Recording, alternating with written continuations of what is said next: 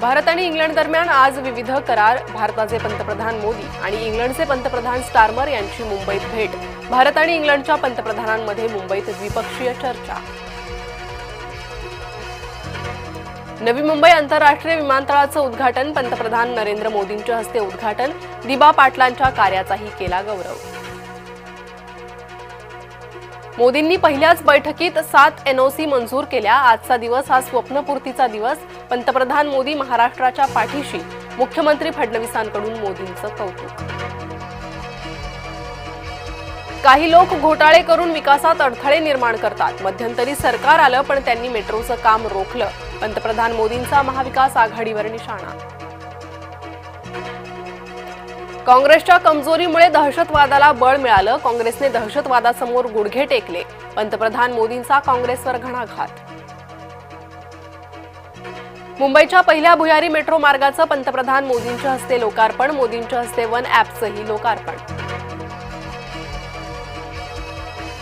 दिबा पाटलांच्या नावाचं काय झालं? शासकीय कागदपत्रावर दिबा पाटील यांच्या नावाचा उल्लेख नसल्यानं स्थानिकांची विचारणा. धनुष्यबाण चिन्हाची सुनावणी टळली. पुढील सुनावणी 12 नोव्हेंबरला. चक्क उद्धव ठाकरे यांच्याकडून सुनावणी पुढे ढकलण्याची मागणी. गुंड निलेश घायवळच्या भावाला मिळाला शस्त्र परवाना. गृहराज्यमंत्री योगेश कदमांनीच सचिन घायवळला शस्त्र परवाना दिला. सचिन घायवळ फरार. निलेश घायवळचा सख्खा भाऊ. शाहरुख खानला मोठा धक्का. समीर वानखेडेंची याचिका हायकोर्टानं स्वीकारली. दिल्ली उच्च न्यायालयानं वानखेडेंची याचिका स्वीकारली. चूक नसताना मला गुन्हेगार ठरवलं. अपघाताच्या घटनेवर गौतमी पाटीलची प्रतिक्रिया. अपघातग्रस्त कुटुंबाने 19 लाखांची मागणी केल्याचाही दावा. दिलीप खेडकरचा अंतरिम जामीन अर्ज फेटाळला. बेलापूर कोर्टाचा महत्त्वपूर्ण निर्णय. प्रल्हाद कुमार अपहरण प्रकरणी निर्णय.